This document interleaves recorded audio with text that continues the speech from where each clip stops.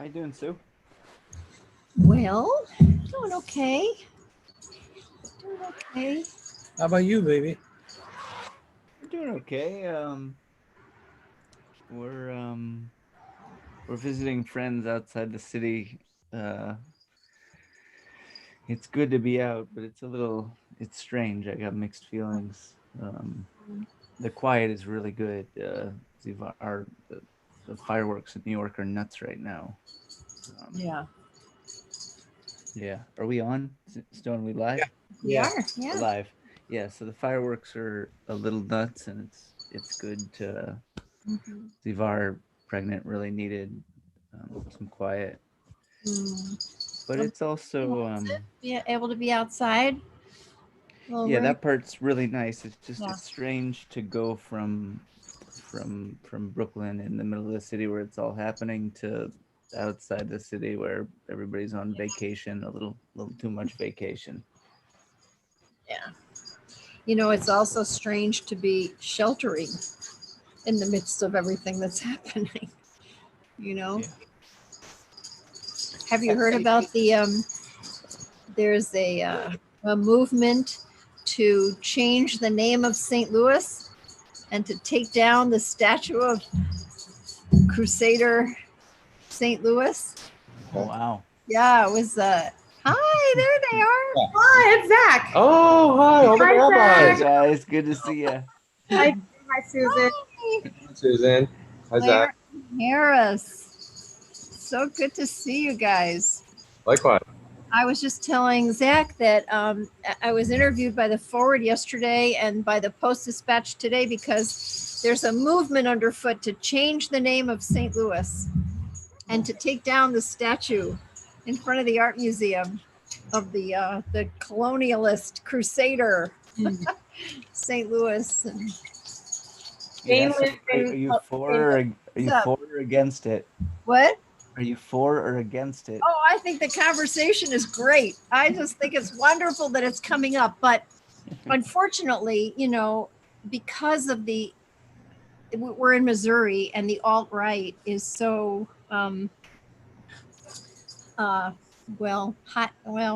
hostile, We're actually violent, in a- irrational, maybe. we're in an undisclosed location. Yeah. Remote location. You know, you have to be really careful today because, you know, you don't want to anger the wrong people because there's violence. So I'm I wrote a song about it. trying to be careful, but It's on the news. It's on the new piece. yeah, Oh, wow.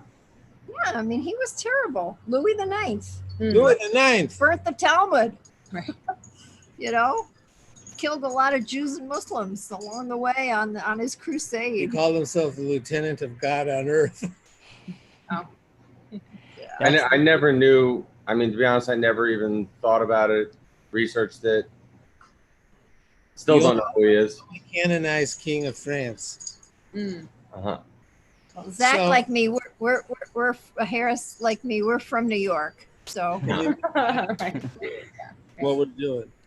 Jane and her husband live in Columbus, Ohio, and they're having the same discussion because it's Columbus. Oh, this is Felix, by the way, big cat. And there was a petition circulating to rename Columbus Flavortown because it's the home of Guy Fieri.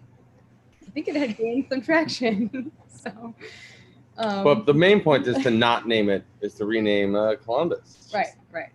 Virtuous it might be, but it's what I fear is like, where does it Oh. stop? We have an acrobatic cat in the background. You know, and who's the decider of what's where the line is? Susan Talby. I would totally. Let's just give it all to Susan. We call her the decider. All I'm right, down with that. introduction here. we're so what a treat to have you on the big show tonight. So We have Susan, large hair to face ratio. Zach, Huh. face to pate ratio low.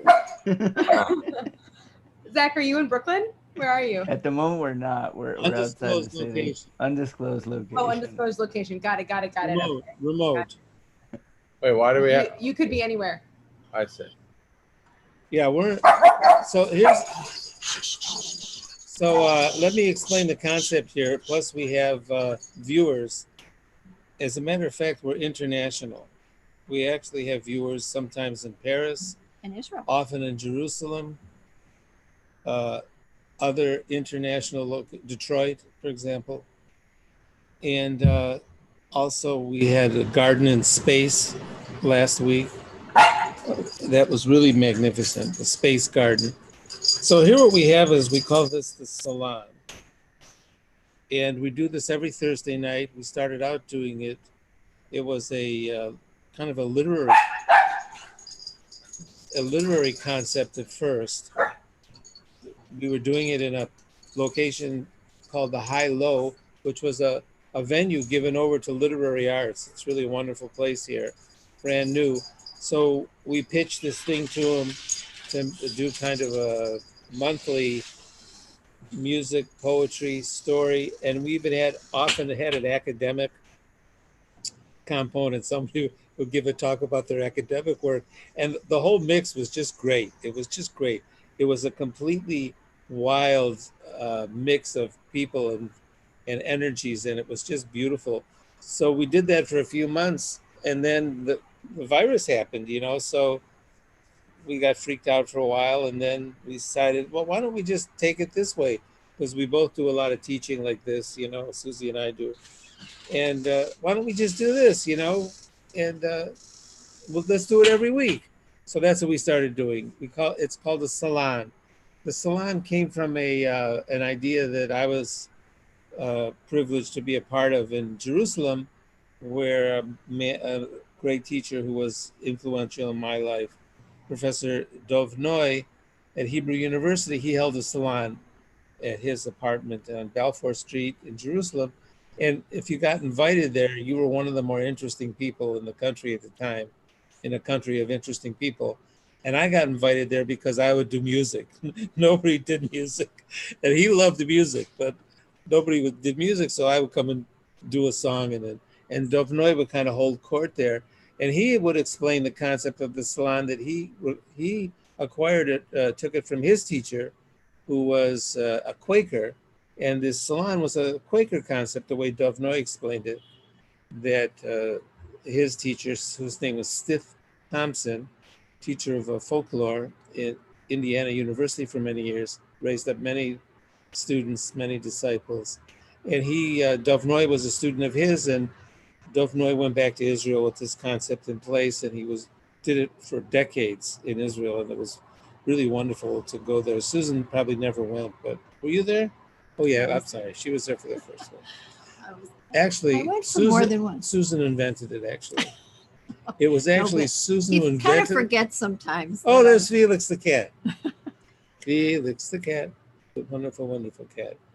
So we have on the show every week it's different, and every week we start off with hair tips. We have no hair tips tonight. That was a joke that one of our friends made, that a salon was supposed to be. She thought it was hair tips, So we thought that was great. So we added hair tips every week, but we haven't added it yet.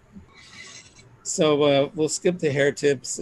Zachy, you look nice, man. You got a clean Rumi shape. did it this time. Rumi did it. Looks good, baby. Nice. That's the only hair tip we have is like cut it off. And also, Susie has that large hair to face ratio going, which we really appreciate. I'm laughing at the face you made, Susan. Well, Very so it's just wonderful to have the two of you on. And I know it's the week anniversary of Polkies. Today is 1 week, right? It has been 1 week. 1 week. 1 Great. week from the opening of Polkies. Okay, now wait a second. We have to explain things because Susie generally enters a story in the middle. So let me provide the beginning. The beginning of the story is our guests for tonight, our first two guests, Claire and Harris, live in New York. And you'll tell me if I get this right. This is my Rachel Maddow thing. So Harris just opened up a carry-out place? No, Jewish barbecue, right? Is it carry-out? I've had a restaurant since 2015. It shut down during coronavirus. So we started a delivery and takeout only concept that we're using our dormant restaurants to cook from. And Harris, your background is you're a chef, right? Correct. Yeah. So, and what's the concept that you're doing here? What's that concept that you got? It's Pulky's Jewish style barbecue. I know something about this, but What I'm do you not. know? I have the menu pulled up over here. We'll talk It's a about very that. exciting And menu. Claire, we know Claire a long time, and Claire was working at Bon Appetit. Bon Appetit. Is that right? Correct. Are you still? Not currently. I No. am taking the summer off. Oh, I caught your session on Pop-Tarts. Remember, you were making Pop-Tarts. Yes. Gourmet pop. It was great. I had that show for a while called Gourmet Makes. So I was an editor at Bon Appetit for many years, and like not a chef like Harris, but a recipe developer. So I worked at Bon Appetit, which is a food magazine, and I developed recipes and worked in the test kitchen. And then I was on a contract where I was just doing video for them, and I had that show that you mentioned. The name was Gourmet Makes, where I'm reverse engineering all these Gourmet what? Gourmet Makes. The name doesn't really make sense. How do you spell the second word? Makes, just like to make. Oh, M-A-K-E-S. M-A-K, yes, okay. Yeah. It makes sense if you're a gourmet. No, it doesn't make sense. But anyway, and I've been working on this cookbook that's coming out in a few months, which has it's a baking book, and it has a lot of desserts. It has a lot of sort of traditional Jewish baked goods in it, recipes from my family, but also a lot of original recipes. So I've mostly been trying to support Harris recently in all of his restaurant endeavors, since in New York, it's been a heartbreaking part of seeing the Corona crisis unfold. Has just been seeing all the restaurants that are not going to reopen after all of this. So I admire Harris and his this concept, because it's trying to sort of envision like how can restaurants survive in the era of COVID, which isn't going away anytime soon. And it's just the concept is so creative and wonderful. So he can talk about that. And Zachy, our pal Zachy is, so you two are in Manhattan actually, right? Yes. Yeah. And our pal Zachy, he's located in Brooklyn. It's in a remote location now, but he's in Brooklyn. And we have developed a kind of a posse here that comes on and off as they see fit. So you'll have to bear with us, because we love to improvise. So people will show up, and we may check in, check out, and you're free to leave anytime you want. But I mean, we're going to talk to you first because we invited you, but we have all these other people that kind of show up and check in. It's like the old Soupy Sales show, which is before your time, but I grew up with the Soupy Sales show, and people just kept checking in with Soupy Sales. And he actually started a show in Detroit when I was a kid. So Soupy Sales was a huge influence on us. And I just adored his show. I loved this show so much. I just loved it. And people kept just showing up on his show. It was so great. They'd come in, they go out, they come in, they go out. This like cast of people. And that's kind of what we're developing here. They come in, they go out, they come in, they go out. So you'll excuse us if somebody shows up on screen and then we talk to them a little bit and all that. Put you on hold. So, and Zachy, thank you for showing up. It's just delightful. I love it when you come. And there's a select group of people here. They're very select. As a matter of fact, they're very privileged that we give them full entry into our show whenever they want. And they say, well, what time should I show up? I say, just show up anytime you like. So that's what we're doing. So let's start with Susie. Ask some questions. Oh, by the way, I grew up with that food. I don't eat it anymore, but I grew up with that food, Harris. And then I met Susan, and she grew up with a really different kind of food, an Eastern Mediterranean kind of Jewish food. That was really different than what I grew up. What kind of food did you grow up with? Well, I'm asking that to both of you. I grew up with the Ashkenazi fare, like my favorite dish was kasha. Got it. And Susie, her people are Greek and Turkish, Sephardic Jews. So that's a whole different cuisine. Yeah, And you know what? Molly's pies. Yeah, I have a whole freezer full. Right. That was one of Adina's favorites. Yeah. Yeah. I learned that from my grandmother. I remember that story about it. I love the story. Thank you. Thanks. Well, just so people understand all the relationships here,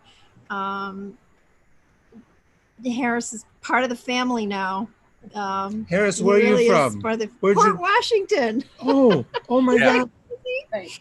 Yep. But Harris and Claire are about to be married, and that's a really exciting thing. We're so happy. Yeah. Us too. Yeah. We're about to be married by you. Yeah, I know. I'm so excited about that too, because it's hard just not to give just a little bit of context here, that a lot of Claire's baking, as well as Zach's brother Micah, who also is a great chef, that they,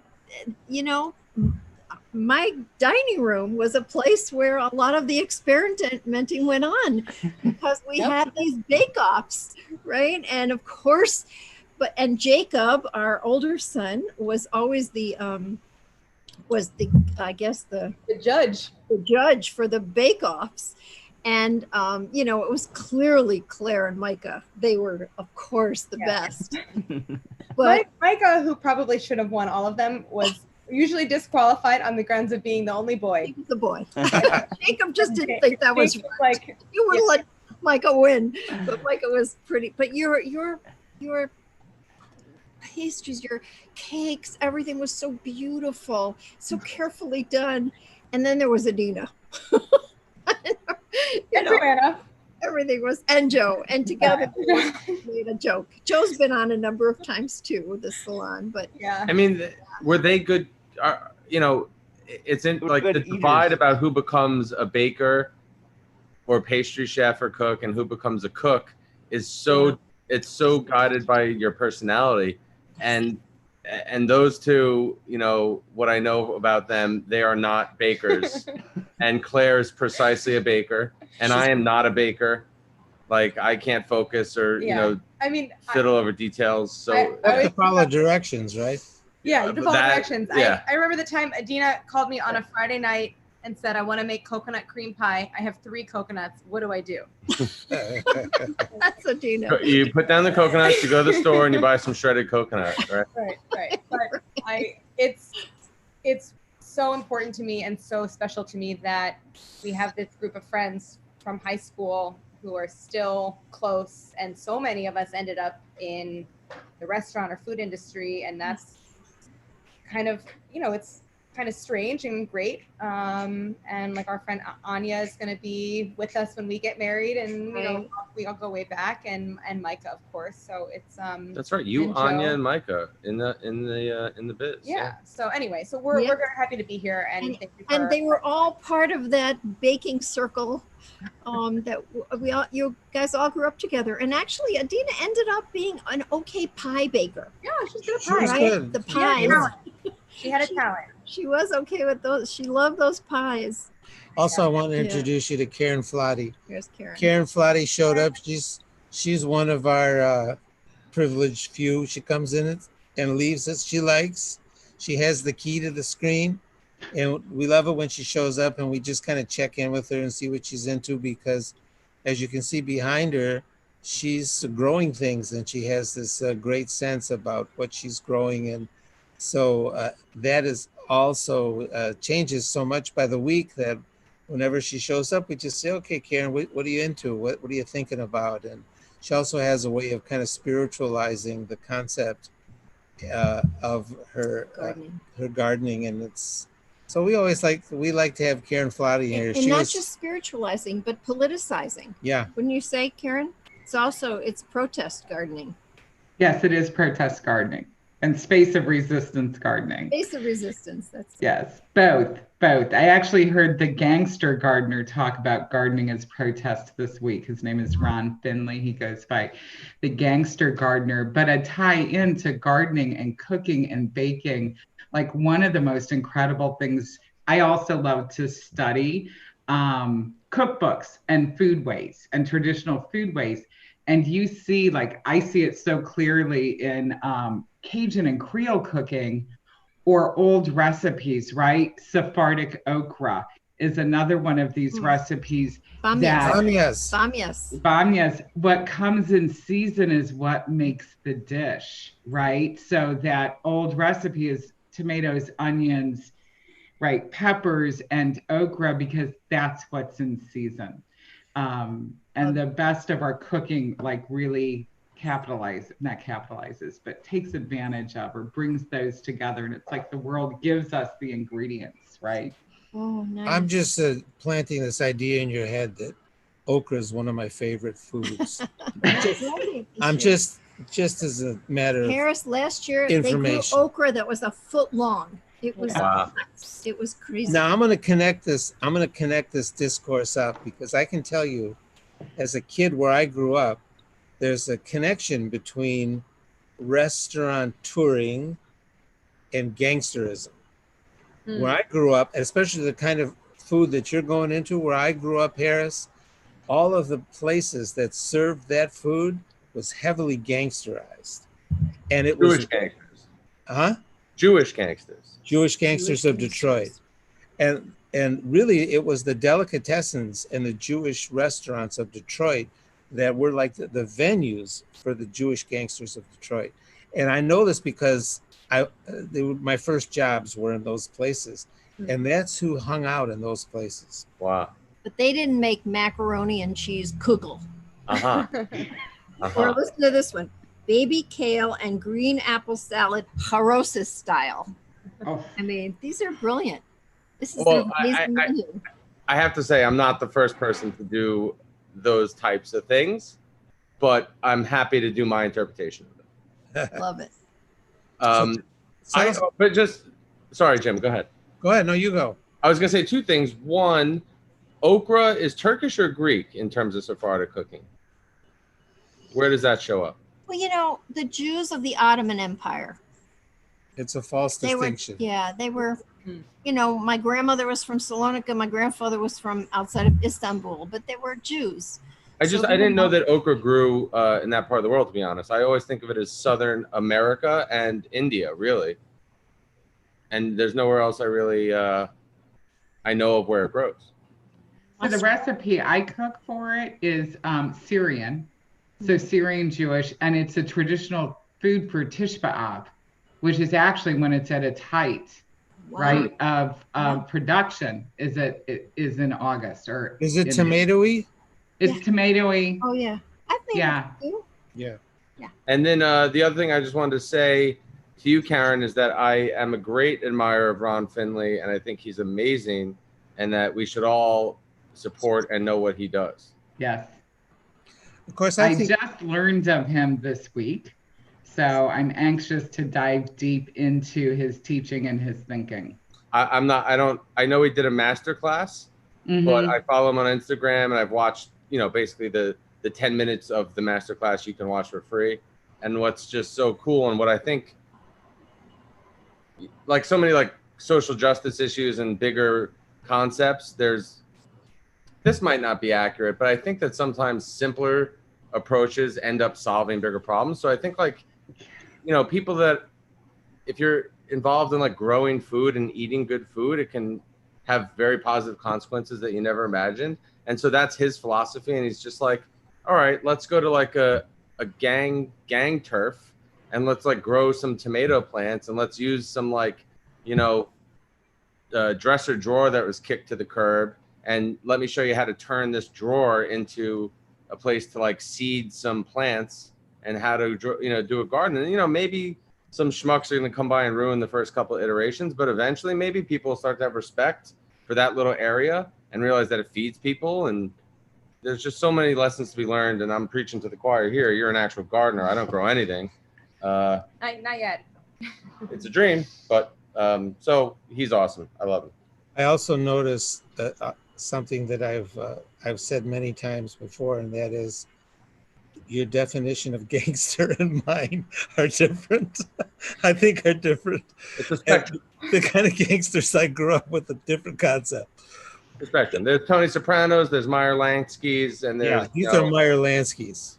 What's his name? And Suge Knight. Like, Yeah, these are definitely Meyer Lansky guys, but I'm glad that's not what you're talking about. my parents were very into a book called Tough Jews, which Oh yeah, I know that Yeah. book. I never read it, but they told me pretty much. They talk about it so much. I think I know every anecdote from it. I come from those dudes. Huh? I come from those dudes. All right. Well, I'm scared. But tell us what else you're making at your restaurant. What else you're serving that you're proud of? I'm really proud of it all. It's hard to just go. It's not so much about the dishes. It's more about the story of how it came to be. Oh. If you don't mind me just like talking in that way. Lay it out. So, I was very close to opening a restaurant prior to COVID that was called Bruscari, which was going to be sort of the culmination of my career as a cook. And my influence is really lean Italian and Mediterranean. And I define it as American mostly because, and this is a topic people could debate forever, what is American cuisine? I just think it's, a blend of all sorts of traditions that aren't restricted by any rules, right? Like if you make a spaghetti with crab and jalapenos, that is an American dish because you're not going to find it in Mexico and you're not going to find it in Italy. So where the only place where you find it is America, or in gastronomic restaurants where chefs like are free to create whatever they want. So I love American cuisine. I'm proud to be an American and an American chef. Either way, it was an Italian-leaning American restaurant. Are you allowed to curse on this show? Because I don't know how much restriction I need to have on you can curse. All right, shit hit the fan, and that went out the window, and that was, I guess, upsetting. And then, truth be told, I was riding this out, and then my partners one day, and they could be pretty fickle, but one day it was cool, let's ride it out and see what happens. And the next day it was, we have to think of something, and I don't know what sparked it, but I got a call from one of my more ambitious partners, full of ideas. Many of my partners are Israeli. Very interesting personalities that I have and wrangle and deal with and benefit from, all three. I also have a Syrian Jewish partner, and it's an interesting group. And not everybody's Jewish on the team also. And so he came and he had an idea because he's been talking to Chelsea Market as a whole about how do we reconfigure this. And then he came to me with a specific idea for what we do with Creamline, which is our concept. Chelsea Market was where you were located? Yeah, our restaurant Creamline is in Chelsea Market. Creamline is an American classics restaurant, basically upscale fast food. And by upscale, I don't mean pretentious. I just mean we source from local farms and use really good ingredients for, the cheeseburgers, chicken sandwiches, all that. So he said, why don't we do a deli? And I said, that won't work. We're not set up for that. I don't want to do a deli. I'm not inspired to do a deli. We don't have the equipment to do a deli. I just know what goes into it and I don't want to do it. And actually somebody I graduated from college with opened a deli in Los Angeles that's amazing, and I really admire it, and I just don't want to touch that. But like not soon after rejecting that idea, we started talking, and I just kind of blurted out, why don't we do Jewish barbecue? I mean, it was really sort of a cliche eureka moment. And it kind of, what happened in my head was I just started thinking about deli and brisket, how I can't really smoke it. That's the main reason why I didn't want to do it as a deli. And then I started thinking about brisket, and then there's a connection to barbecue with that. And it just kind of blurted out. And then immediately I said to myself, well, I'm also a little afraid to call it barbecue because barbecue has very strict traditions, and there will be an angry mob of, Southerners and, chefs that are, what's the word for somebody who follows the rules very strictly? Like people who want, Traditionalists. Yeah, traditionalists. A purist, a person that wants to puff their chest out and be like, oh, this isn't real barbecue. And and real American barbecue is defined as indirect heat with smoke, long period of time. And so that's not barbecue. But then right after that, I realized, okay, but what about Korean barbecue, which is a whole tradition that I love. And I love Korean barbecue. And then I was just like, so if they have a barbecue tradition, why don't Why isn't there a Jewish one? Why don't we do Jewish barbecue? And just sort of played around with it, saw if it like passed a bunch of like integrity tests in my head, and if I was excited to make it. And it just kind of went from there. And like turkey and brisket are traditional with Texas barbecue and certainly American barbecue traditions. And then of course, close to Jewish cuisine, specifically Ashkenazi cuisine. And so there, the spark was built. I mean, the menu spilled out of me. And just to tie the loop, whereas Briscari was sort of the culmination of me as a cook, and I'm being a little sappy here, I think that this is the culmination of me as a person. Every dish is very personal to me. I have a story behind it. I have a reason why it's on the menu, and it's equally something I want to cook, eat, and talk about. And so there you have it. You know, there's a tradition, a big tradition of grilled meats in the Eastern Jewish traditions too. The Mizrahi, like your Syrian guy would know about this, and Egyptian, all that, you know. No doubt. And so just side note, like I sent, it took me a while, but a couple days ago I sent, by the way, remind me to please send it to Susan and Jim. But I put together sort of like a friends and family. Will you remind me, please, to send it to them? I put together like a friends and family. Yeah, I put together like a friends and family, like, hey guys, we launched Pulkies. And for the record, Tal, who was my friend who proposed the deli to me, he came with the name Pulkies for the deli. You should explain. His wife, who is an American Jew from Long Island, proposed the name Pulkies. And I had never heard that word. As it so happens, 80% of the American Jews that I've spoken to have heard of it. So I'm kind of the odd one that hasn't. But that also clicked when we started playing with it with the concept, because forgetting this concept, I am a champion of turkey. I think it's undervalued, underappreciated. And interestingly, Israel consumes more turkey per capita than any country in the world. So there's a notion of Jewish pride there, and then indigenous to the Americas. Right. And then the final thing is, when I sent this friends and family notice out, I sent it to one of my friends, Zia Sheikh, who is of Pakistani heritage.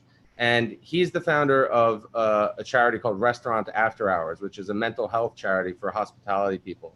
And I'm on the board. It's all his, but like I've kind of helped him when I can, like, but it's been a great thing. And he kind of wrote back and he said, this is awesome. And further solidified the legitimacy of the idea by saying, you know, there's Pakistani barbecue. That he's like, it's not just, because in my email, I wrote like the anecdote about Korean barbecue. And so he said, you know, there's also Pakistani barbecue.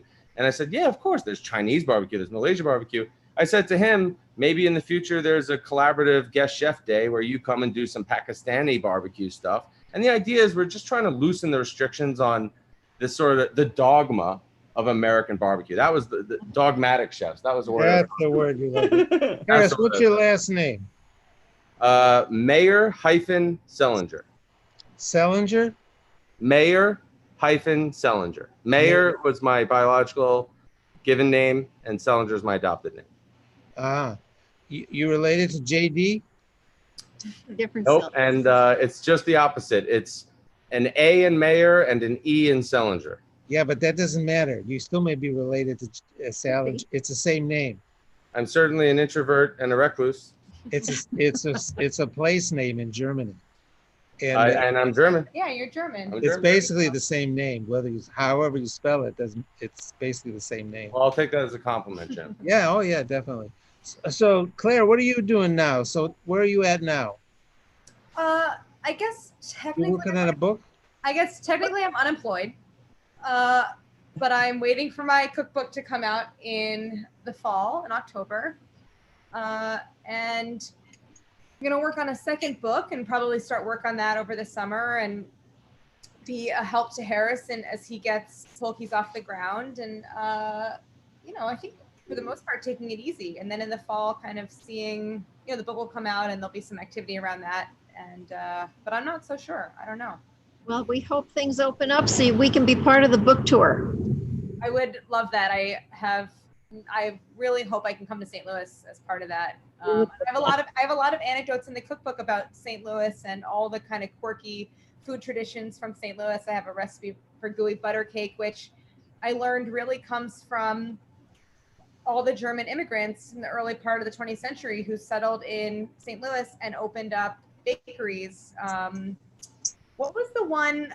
I haven't been in St. Louis in so long. What was the bakery? I think it closed. That was on, I think it was on Clayton Road, maybe, that had the gooey butter cake. Oh, Forest, what was it? Lake Lake Forest. Forest, Oh, Lake Forest. Wasn't there another one that had a German name, I thought?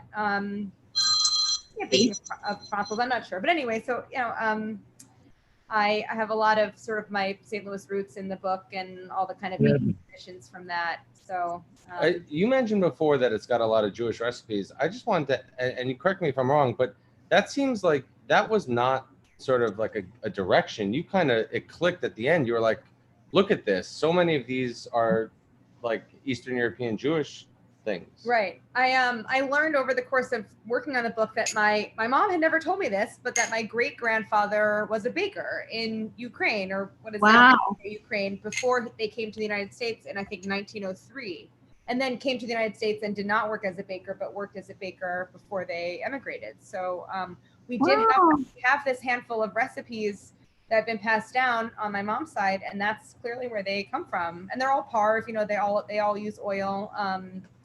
It's like a mandel bread recipe and an apple cake recipe, all these things. So coming from the, you know, the Eastern European baking traditions, which is very rich and something that I've actually been thinking a lot about, that I really want to explore it more, because I just have, my knowledge is kind of anecdotal and it comes from my family, but I'm curious to explore it more. I love that.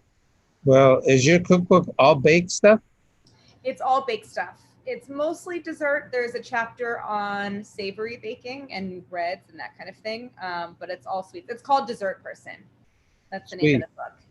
Yeah. Great. Well, we can't wait to see it, and hopefully we'll things will open up. We'll be in New York, and we can. It's an amazing book. Cookies.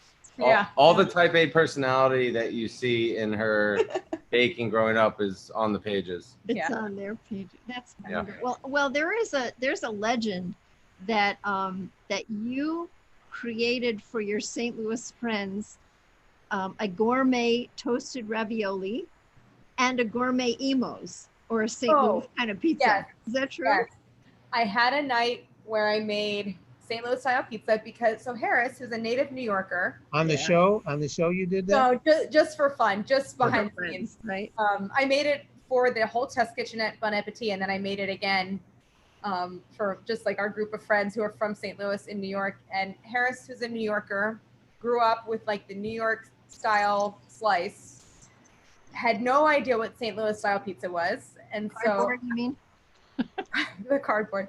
So out of curiosity, he ordered 10 pounds of Provel cheese that came in 2 5-pound blocks, and it was delivered to our apartment. And I was like, well, I got to do something with this. So I made a St. Louis style, I made a St. Louis delicacy dinner, and I made the pizza. It turns out the key to making everything taste traditional is adding white sugar to all the components.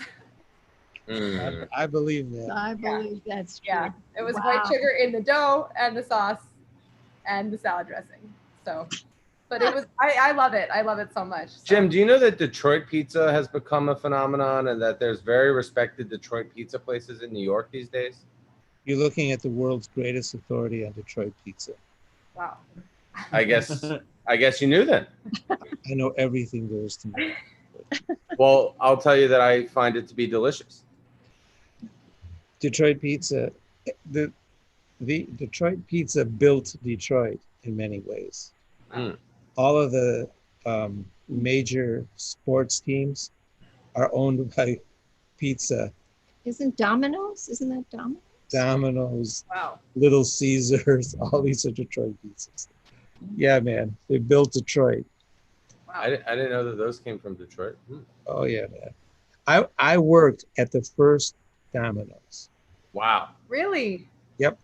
I was the best delivery boy they had, but they fired me because I was too fast. I think they fired him because he took bites out of things. No.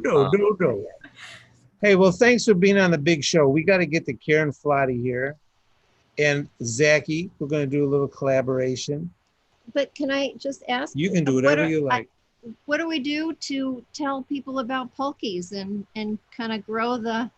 How do they Oh. get to you? So kind of you. I guess you can follow us on Instagram, Polky's Barbecue, and any updates will be through there. Polkies. Pulkies. Pulkies. Yes, and we're order, give us a try. That would be wonderful. Great. Thank you, Susan. I'm holding Susie's Polky right now. There you go.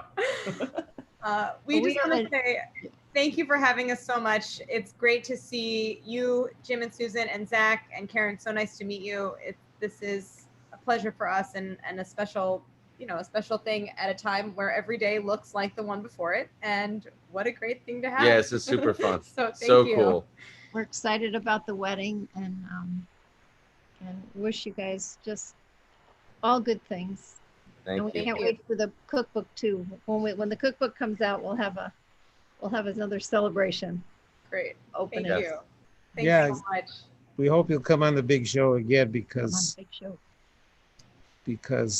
it's good. We're available. Thanks a lot. Thanks for coming. Guys, thanks so much. I Ciao, have to tell babies. you, Ruben and I went to visit Adina today. Oh, We went together, because Ruben's Very grandma good. died, and she brought flowers and we talked about all the good friends. I didn't know that about Ruben. So Yeah, her I'll grandma. reach out to her. Died of COVID, by the way. Very, very sad. She was, way in her 90s, and it was fine. And just really, I love, Harris, that Adina got to meet you. Me too. No Yeah. gift. Yeah. And I visited her. She's in a beautiful place there. I mean, Thank you. Yeah. Yeah. Thanks. All right. We love you. Good All night. right. bye-bye. Thanks, guys. Bye, Zach. Thank you. Bye. Bye. And Zach's going to play some music, so that's always a treat. Okay, Karen, what are you into? What am I into? Yeah, this week, what are you into? This week, I've been thinking about spaces of resistance a lot. I love how you think, Yeah. Karen. I love how you think. So I got to share a little story first. So Monday, we showed up to harvest at the garden and the storms were threatening, right? And I keep getting phone calls from people. I'm over there at the garden at CRC and people keep calling me. It's raining cats and dogs here. I'm like, we're still on. It's not raining here. So everybody shows up. It sprinkles. We rush through and we harvest 130 pounds of food in an hour. Wow. Get it sorted and bagged. And somebody looks up and says, it's like the angels held it back. Because Nancy was coming from North County. She said, I got off on Forest Park Parkway and the water turned off. It was raining cats and dogs. She's like, if somebody held it back and she did this. And I'm like, yeah, the angels made a space of resistance for us to get the food out of the garden. So that's kind of what, I mentioned it last time, but I was thinking about the gentleman you were talking about and the garden that they were creating and, the wildness and the order and how that, that place is a space of resistance, right? Yeah. The space of resistance is pushing back and allowing things to flourish. Yeah. So I've just been thinking about this a lot and how we even need it for ourselves. Yeah. What those guys did was they blocked off that area and they claimed it. And you know what? They were so serious about it that the prison let them do it. And it was no official deal about that. They claimed it. They said, this is ours. And you don't come here unless we allow it. It was their turf. And they were serious about that. There were signs everywhere. This is their turf.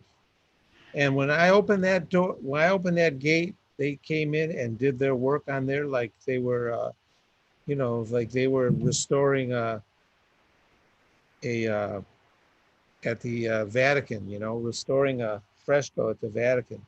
Right. It was really something beautiful.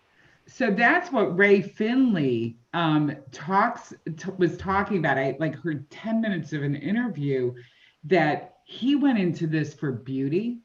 He grew up very low income, right? In what we call the projects, in subsidized housing. And that he said, we don't have to accept the circumstances that we're given or accept what we're told, right? Is to, we can create the environment that we want to live in. We don't have to accept this, just like the guys there at the prison, claiming that turf and just recreating a different, and pushing back and allowing humanness to grow in really, right? Difficult circumstances. Yeah. I want to say here's David Lazaroff showed up too. Wow. Welcome to the big show. This is like the Soupy Sales show. I love it. People 9 show o'clock up. hour. Just for Paris and Jerusalem who may be watching, these are my collaborator David Lazaroff and my collaborator Zach Fredman and Karen Flotty in Space Garden, who comes Face on. of resistance. We have her on the show. We ask her, what are you into? Anytime. What are you into, Anytime. Karen? And David and I have been working on some poetry and music together, and Zachy and I are always working on stuff together, and it's just a treat to have my friends on the big show. Thanks for having us. And a new CD and new music coming out like we're really waiting on soon. the, we're waiting on the CD Collaboration baby. that even Zachy's on, and thanks to David's amazing putting music together and Jimmy's poetry and songs. There's something coming out soon, right? We're waiting on the CD baby to let us know when it'll be ready to go. It should be on streaming services within the next week or so. Wow, that's exciting. Yeah. It's really wonderful. We're excited. Dressed for class. Even I think it's good. I think it's great. I even like it. I'm excited about it. Had a good listen in the car yesterday. I hadn't listened to it in a while in the car, and so it was nice. The car listen. We used to drive a lot more. More car listens. Right. Right. What was that movie when the guys the band was making a recording, and that was always the thing when they all piled into the car, they drove around and listened to it real loud. Remember that movie? Not sure which one, but Was that Yeah. The Commitments? oh, is it the Commitments? It's great. I don't know. They made some recordings, and that was the thing, man. Oh yeah. They got in the car, they cranked it up. Oh, it's good, it's good. Hey, even Jacob Dietering, the guy who does all of our mastering and mixing, Yeah. always relies on the car test. Car test. I love it. That's good. Yeah, we're excited. I think we it feels like a timely record, and it's been made over a long period of time. There's David. He's in his room 18, his studio at home. He made a studio at home, and a lot of the stuff that we recorded was recorded there, right?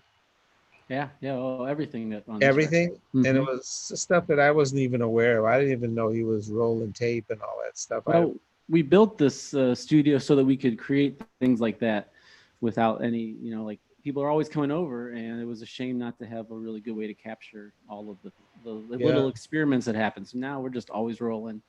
Every channel's It was sweet. 16 channels are ready to go in here, and so we captured miscellaneous things. I just keep them in a file on this hard drive, and then when we had some time to rework them, we took some things and rebuilt them. Yeah. recently. So it was cool. David picked me up off the floor and slapped me onto a chair and said, "Here, you got anything?" I said, "Yeah, I got something." Okay. Opened up the book and I had something. He rolled tape and he made stuff out of it. It was really a sweet collab, really great. There's a big chunk of time when the rabbi was just throwing things at me. He was emailing me, texting me little songs, little clips, little poems, and I knew he was doing something. I just saved it all. And then when there was a period where I kind of presented him all of this stuff, and he was like, "Whoa, I don't remember doing any of this." And so, but they were all his songs, so it was a fun fun process to kind of capture the stream of consciousness and organize it and then rework it and edit it. It's good, man. So, yeah. Zachy, what are you working on? I went, we're in our undisclosed location. I took my oud in front of an old whalers church. I'm in a town that used to be a whaling town, and they would hunt down the whales and turn the fat into lamps and soap and margarine. And I guess I'm just a little disturbed, Susie, that it's like, why don't they have, even the churches up here, stick some Black Lives Matter signs up at the church? That's Right. it. That's the least you could do. You know, you're not having a protest, but at least there's one sign in the whole town. So I dug into the story a little bit. In front of, there's an old whalers church that was built in the Egyptian revival style. They wanted it to look like Solomon's temple. And so I took my oud out and I made a little video of me playing a piece in front of this old church. And so I'm trying to write something up that tells the story of the town was named for the Pequot was the name of the people that the English colony took over, and then they had a name for what they ate, was a kind of a tuber that was called a sagabon, which gave the name of the town of this undisclosed location. And so just like tracing all the stories, putting it into a story so that, you know, it's one thing to be on vacation, but at least, I don't know, people could be doing more. Yeah. Yeah. Yeah. The church is But wild, though. Yeah. Things are changing. You know, this is different. This is different. All the people that have been working on police policy for the past 40 years, they're saying things are changing. It's different. The pressure is making a difference, and this is going to change the way we do law enforcement and the accountability. Yeah, I feel that. Yeah, it's changing. Obama gave a great little thing yesterday. He talked about how there aren't many moments in history where things open up for like real substantive change to happen in a quick period of time. And this is one of those, like, it's opening, and all the work people have been doing for a long time is all of a sudden having this is it. And, you know, it was cool. It was very inspiring, you know, very strategic, but he was excited, you know. It was kind of fun to watch. I can tell a short story. Yeah. Gotta hear some music too. Zach, you got a little introduction? Can I lay a bed in D minor? Yeah, baby. Yeah. D minor, baby. Check it out. How could you live without it? Some people it's a key. Some people it's a living.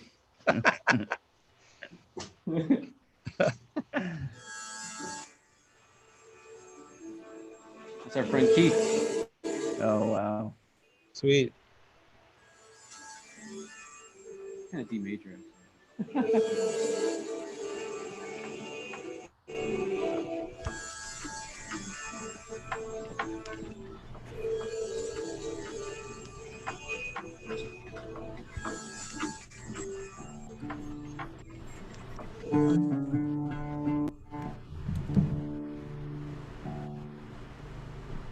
Tune in, Dave.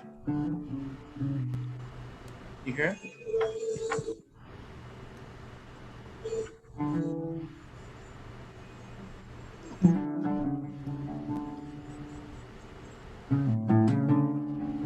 Now you guys know that Zoom doesn't handle a lot of sound real well. Can you hear each other? Oh, yeah. Oh, good. Okay.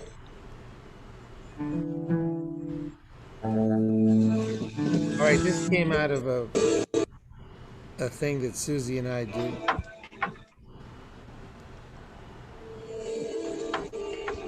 Susie and I do a meeting every week, a mental health meeting. And it intersects with teachings that happened this week from our book. that Zachy and I actually worked on when we recorded the Torah.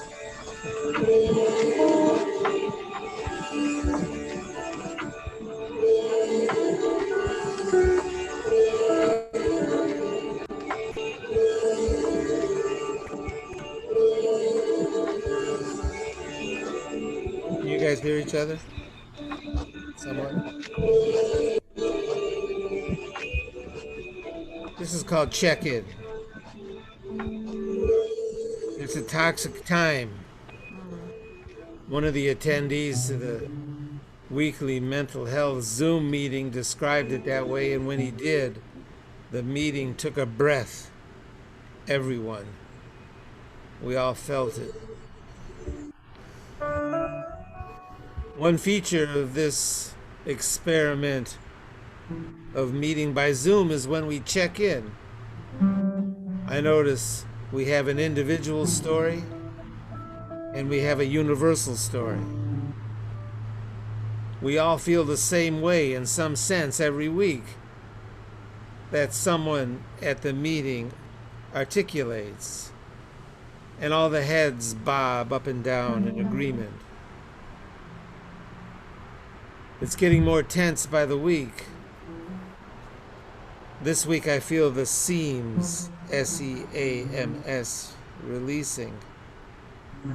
I hear them stretching as the individuals in the group try to keep their games together. Individually, we were making it. One had to go to the dentist, someone to the doctor, someone to the hardware store, etc. Then we slide into big talk. What it feels like to be home and some of us alone. To be isolated and witnessing the social angst, the chaos from the top, the threat from the virus, the squeeze, as someone in the group put it. We're in the squeeze, she said. That's what she calls it. She has a good background, and no doubt she is referencing the word Mitzrayim as narrows. This is not Mitzrayim, she meant, but it's a squeeze. She also mentioned that there is Rashi on it, meaning we have resources to draw out. She meant that both from the tradition and from her experience as a patient, she has sources to draw on. As a patient, she said, I know how to be alone. I know how not to isolate. I know how to check in. I have learned to give back. I have learned who to trust, who not to trust, who to turn to when I need help.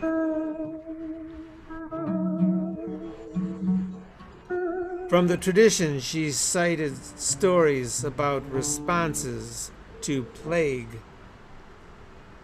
She talked about Korach and what stayed the plague in that story. Incense, she said.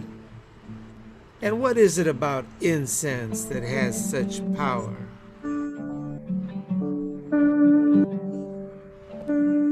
There is a deep mystery associated with the subject of incense.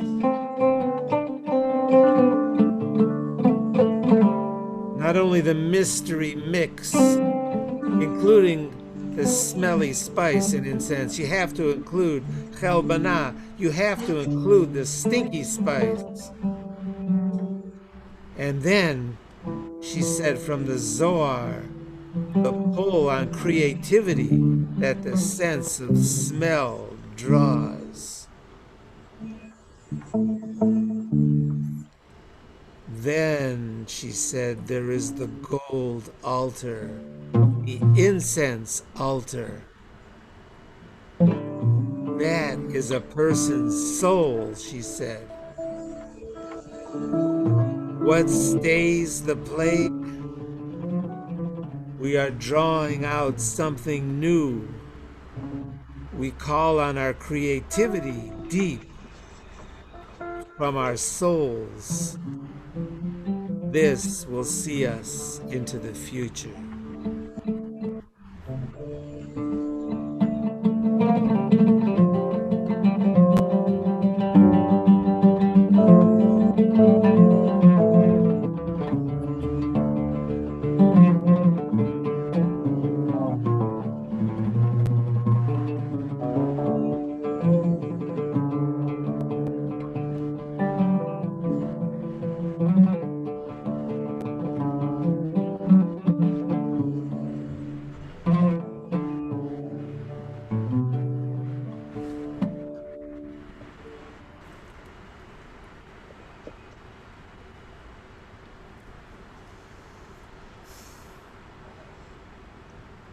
Incense.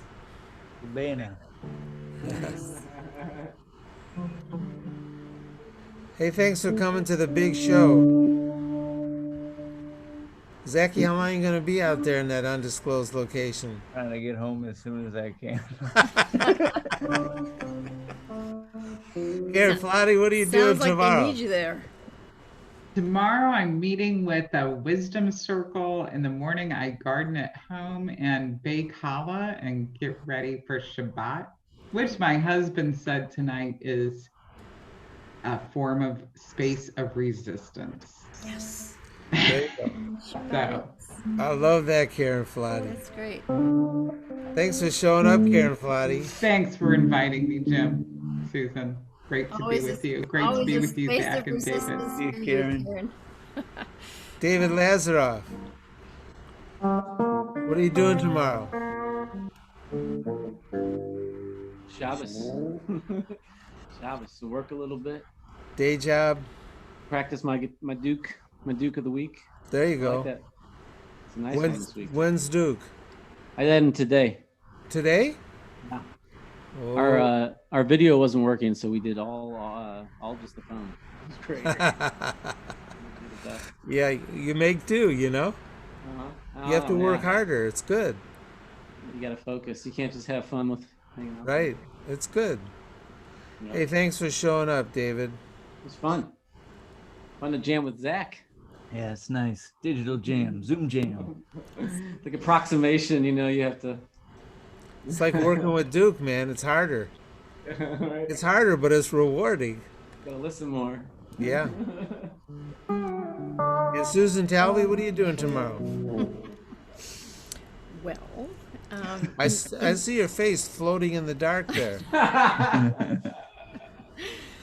well, we've been having You were- 3 weeks of camp, actually a Zoom camp called Machane Zoom for about 30 of the little kids at CRC that are stuck at home, and I'm going to teach them in the morning. I'm one of the Zoom camp teachers for the last day. Tomorrow's the last day. So I'm Sweet. gonna do that. How and many then get kids? ready for Shabbos. There've been about 30, I think, about 30 kids. It's awesome. Yeah. Apparently the parents are really grateful. It's like a free hour and a half. So I'm looking forward to seeing their faces on Zoom, and then we'll get ready for Shabbat. I promise Sarika is actually, with Karen's help, is making another kind of community garden. Oh, cool. And I promised I'd go help shovel some dirt there. too, Yeah. during the I'll day. help you shovel some dirt. Good. It's always a Get good. that garden covered so that they can start planting and donating some food, because that food makes a difference. Most days I generally feel like that's what I'm doing. I'm shoveling some dirt. Right. What'd you do today? I shoveled some dirt, man. The gig. Yep. Hey, thanks everybody. Thank you. And thanks all the ships at sea for checking in with us. Oh yeah. Oh yeah. Oh yeah. Thanks for checking into the big show. From all the undisclosed locations. Thanks, Susie Baby, for that floating face in the dark. That large hair to face ratio. Thanks, Zachy, for bringing some civilization to the whaling community. Remind them what Herman Melville said. Thanks, Karen Flatty, for being in the space garden tonight, telling us what you're into. That's all we have for Resistance of tonight. space. Say what? Resistance of space. Even Shabbat gets to be the resistance. All right, everybody. Thanks for checking in. Night, guys. Good night. Good night, everybody. Love to Night, Dave. everybody. Thanks for Night, coming to the Karen. big show. We'll see you next week. Bye bye.